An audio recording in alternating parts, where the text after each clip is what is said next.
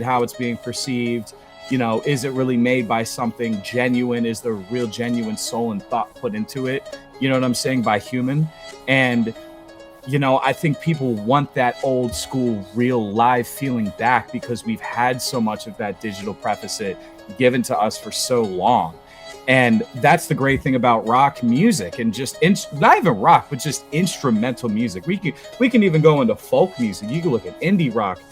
You can look at country. Like, people love live music because we've all gone out to bars and concerts and live settings and real life spaces where that's been what it's been, musically in person, you know? So I think it's coming back. I think metal's coming back. I think rap is here, but it's definitely taking a, you know, maybe like a hiatus at the moment.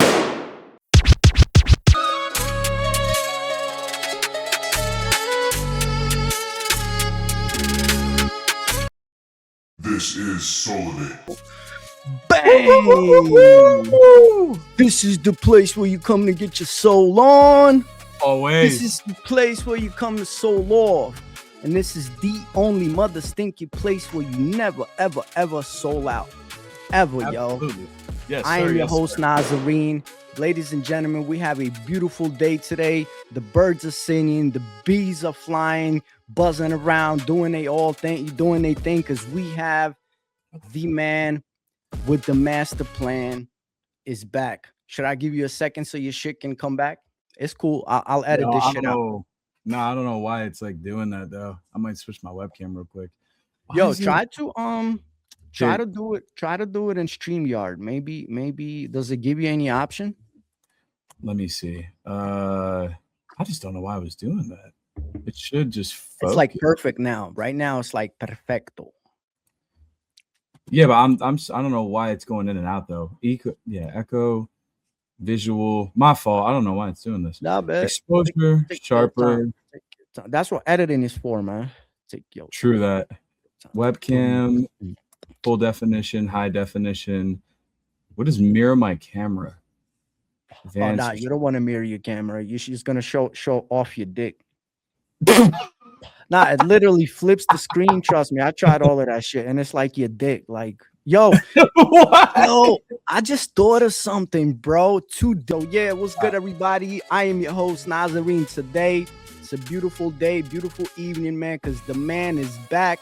Of course, I'm talking about the exceptionally talented.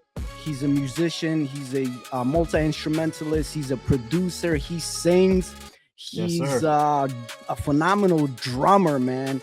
The whole world's gonna see that soon. He plays I already said, multi-instrumentalist. For all of you, you know, that don't understand what that means, the dude can literally 1 second get on the guitar, then another second get on the keyboard and just do magnificent things. He, of course, is the co-creator, the co-founder of the SouLivate Podcast. He's the one that, you know, basically solidified the name. So thank him for that. Yeah, the one, the only, always handsome man, my brother, Spencer Reese. That's me, baby. We're in the building. It's good to be back. It's good to be back for this epi. I'm so excited today. I literally, as soon as you texted me the other week about like doing a pod episode or like talk to me, I was like, man, I've missed it. Like I got to come back and we got to talk about some cool stuff. There's been a lot of great things that have happened. So I'm hyped. I'm happy to be here. Yeah. A lot of awesome things, man. So thank you for doing this. Thank you for giving your time, being back, man. There's a lot of things in the music scene that, you know, there's to discuss. But as always, we're going to combine everything together, meaning what you've been up to lately with the music, with what's going on in the music world. And on top of that, it's SouLivate. So we got to elevate some souls, man.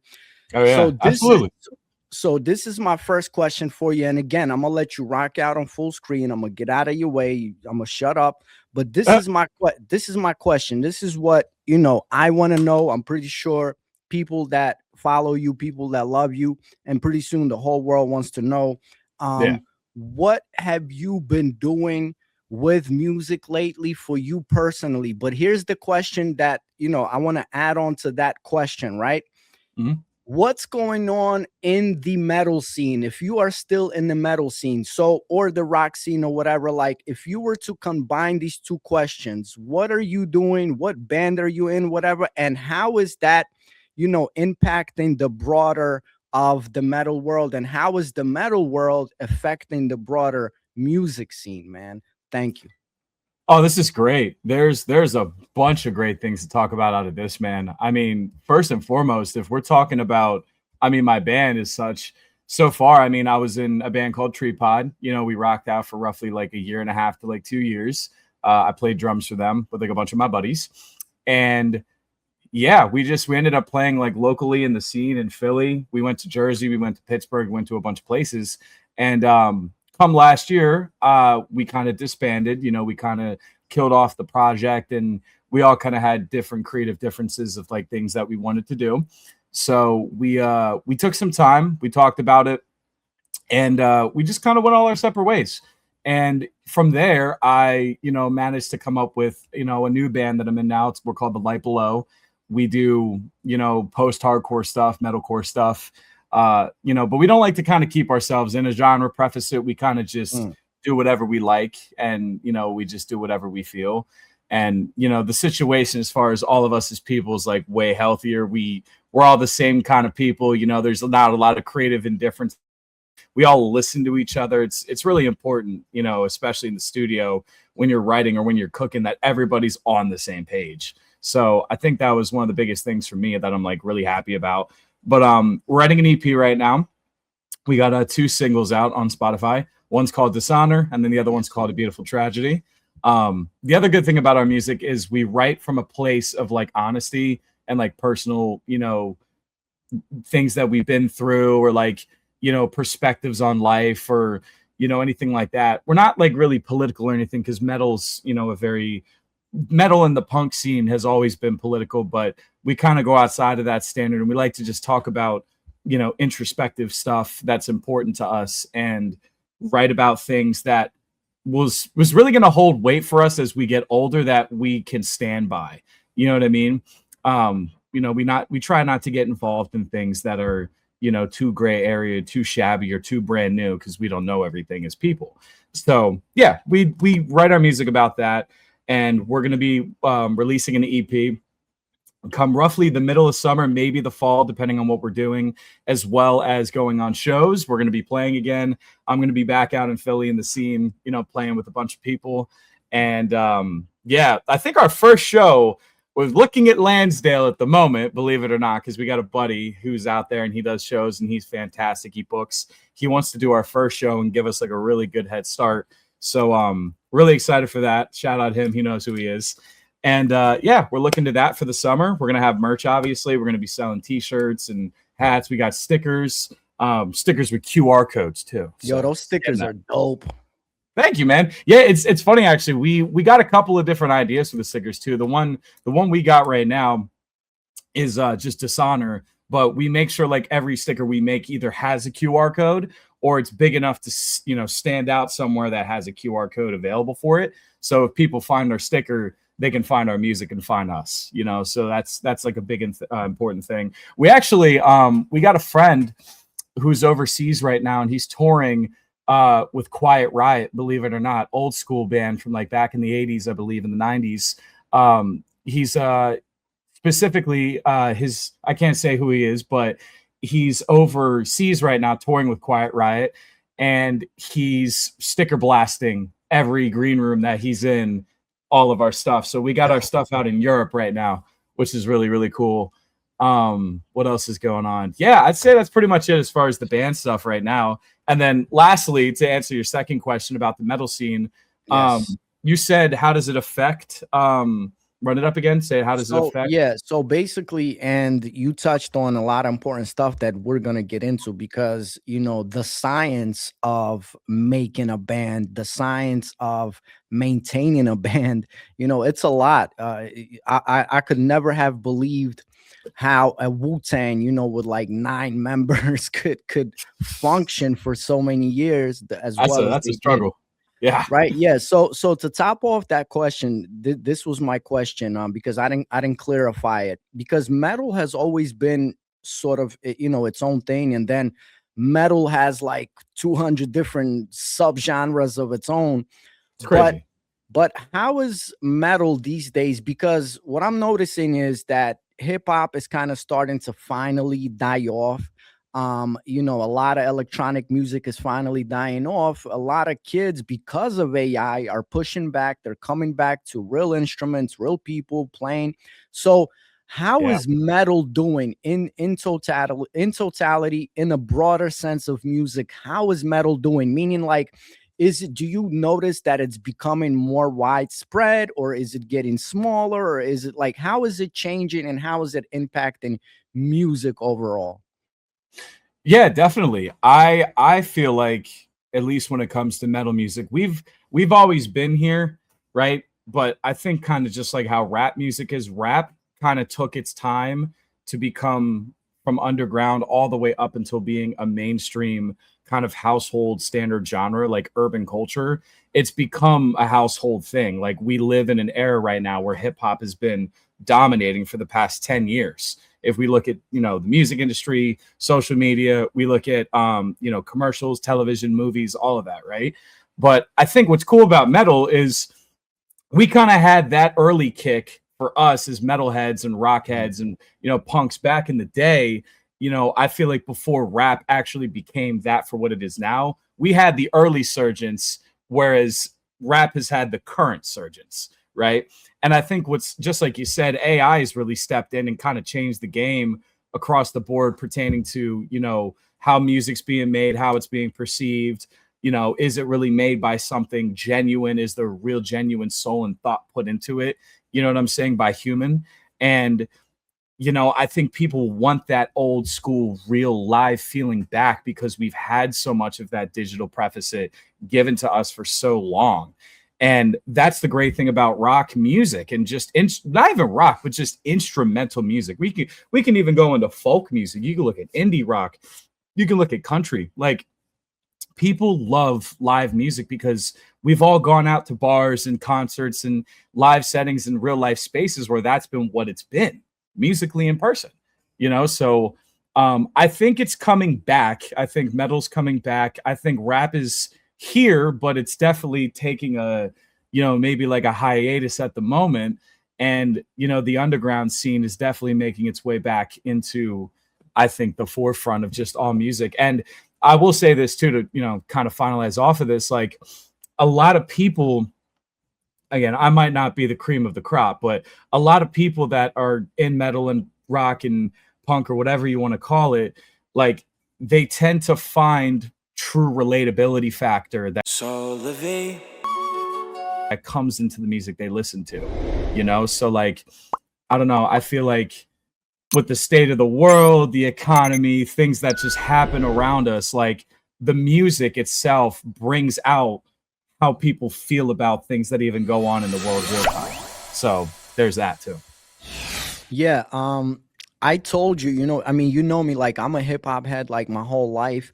But when the genre, when the culture or a subculture, hip hop culture, started to get watered down, and watered down, I mean, when people figured out that you don't have to put much work or much thought into it, and the era of the SoundCloud rapper, Yeah. came forth.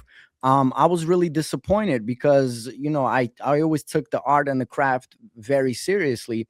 And so when I met you, and when I noticed that young people are making this comeback to live instruments, they're getting more interested in, rock and roll, even classic rock, metal.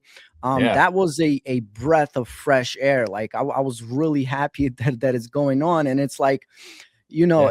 it's ironic because, again, I'm a hip hop head. Like, I would want hip hop to be around, but not the hip hop that, we ended up with. And Yeah. especially now with AI, being able to, make a song in a couple minutes, you don't really know what you're listening to. So I'm really glad, man. Yeah. I want I to get agree. into that a little bit more, but this will be really good for young people. So well, not kind of, you literally went through your first band heartbreak. So this Yeah. is my question.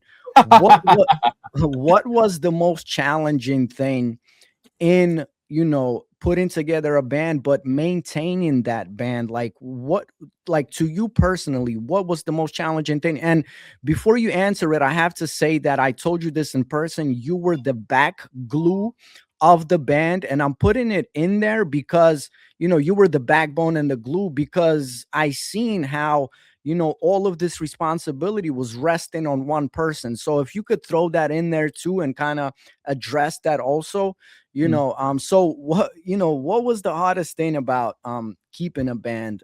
And then how does a band not stick together? And lastly, thank you. Yeah, definitely. Yeah, I think the hardest thing about being in a band is getting everybody on the same page, whether that's in the studio, whether that's at shows, booking shows, people playing roles, and everybody getting on the same page and everybody utilizing something that they're doing for the greater good of the band. People forget, like, if you're in like a jam band or like something with your buddies where it's nonchalant, you're just showing up, you're just going to jam because it's something to do, have fun with that. Like, I want people to just, I want to preach the idea of, like, start a band because you want to be in a group of musicians that want to have fun for the first reason, no matter what. Like, you guys just want to come through to have fun. If you're a band that's trying to make an image and kind of like put on a professional persona and make it out to be something, or at the very least take a shot at trying to make it out to be something, it's important that everybody knows what comes with that, what everybody's got to do for that, as well as executing that. I feel like it's important that I think roles can be established. Everybody's got a different thing that they're good at, even as musicians. Like, you might have a group of 5 guys in a band, and maybe one guy in that band is great with social media. Maybe the next guy is great with accounting and, handling money. Maybe the third guy's got all the content stuff and can make content for you guys and videos, like, to document what you guys do and, like, show the world what you like, what you get into. Maybe the next guy is just great at making connections and going out in the field. Like, I think it's important that if you're in a group that you want to take serious, you designate roles and you guys kind of come up with things that everybody can do to the best of their ability. And I think, like I was going to say, the hardest part is getting that mindset through to people that you're in a band with, but also making sure everybody's on point with it. Like, in my personal, experience of things, when I was with my last band, like, I genuinely felt like I was constantly outputting and doing majority of the work for everything that I just mentioned versus individual people in the band actually hosting those things. Well, you weren't. I'm sorry to interrupt, but you weren't feeling that because I observed it from the outside. Continue.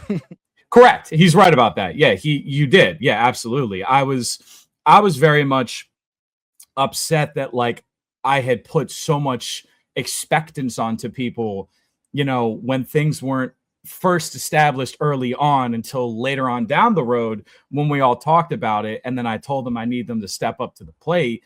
And then that's when I kind of realized what it was. So that's the thing. I think it's important, like, when you're in a band, knowing what everybody's good at, knowing what everybody can do, like I said, establishing roles, and then just sticking to them and seeing where that gets you first. And then if you get somewhere with that, cool. If you don't, all right, switch some things around. See if you guys can challenge each other. Maybe take your buddy that sucks at social media and get a fire under his ass and tell him, get on social media. Start reaching out to people. Start texting people. You know what I'm saying? Like, send pictures to people. Be engaging. Like, everybody's got something they're good at, and it's important people, stay true to that. I feel like, yeah. So just to kind of get a clear picture, designating roles, it's crucial, right? I mean, I've never been in a band. I could never imagine being in a band. I don't think I could agree with that many people on so many things. So that's important. But here's my question. Yeah. So are you saying that passion is not enough in this situation? Are there more factors that go into it? Passion is definitely enough to drive you through these things, but you also have to have the passion for the other things that you don't want to do. Right. So that's discipline. That's more like discipline, right? Exactly. Right. People lack that to begin with. I struggle with it too. Don't get me wrong. I have certain things, but ultimately, when it comes down to your music, you can be passionate about the music, but if you're all talk and say, yeah, I want it to be something, well, you're not going to see anything out of not putting yourself out there. You're not going to see anything truly out of just putting videos up on the internet. Like, you have to want to do more, and you have to want to challenge yourself, right? And I feel like when you're with a buddy of 5 guys, challenging each other is what's ultimately going to really build a foundation that you guys maybe had never would have thought been possible. Let's take a look at a band like that I love called Haywire, right? They're from Boston, and they started off, utilizing the DIY scene for so many years, throwing DIY shows, right? They sat there, at least from what I've seen in real time, as maybe 3 to 4 or 5 guys, just playing as many shows as possible, getting around as many people as possible, making as many friends as possible, utilizing their money correctly, putting it where it needs to go, into merch, into maybe advertising, maybe their label helps with that, whatever. But look at them now. We're like, 2, 3, 4, 5 years into their entire track record, and they're one of the biggest breakout bands of like the past 2-3 years, next to like Knocked Loose and like Turnstile, so that's what I'm saying. Like, and that all is going to result from 4 to 5 people in a group having one goal and knowing what comes with the goal and what's got to be done for the goal. You got to be delusional about it. You got to be tunnel vision, Yeah, I respect that, man. Yeah, there's a lot. Like I said, to me, it was always amazing to watch how a, Wu-Tang Clan could manage to do what they do. Yeah. And I think, I watched their documentaries, I watched the series, and out of it all, I came to a conclusion that with them specifically, it was having one person, RZA, right? He had a vision and he had a 5-year plan. But the point is that even though every other member was a superstar, they all were willing to engage and listen to his plan. They obviously, there was bumping heads and there was a lot of drama, but they were, and that's another thing, because sometimes you have to put that superstar ego aside and realize this is good or for the betterment of the group, man. So this is my question, man. This is my next question, right? So you had your heart broken with the band, and you can kind of laugh at it, but at the end of the day, it's really a relationship. It's the same thing as breaking up with a girlfriend. It's something you invest your time into, your money into, your passion into, and then all of a sudden, it doesn't work out. It's heartbreaking. So I don't say that lightly. But so you now coming into a new band, and maybe you can advise this to other people.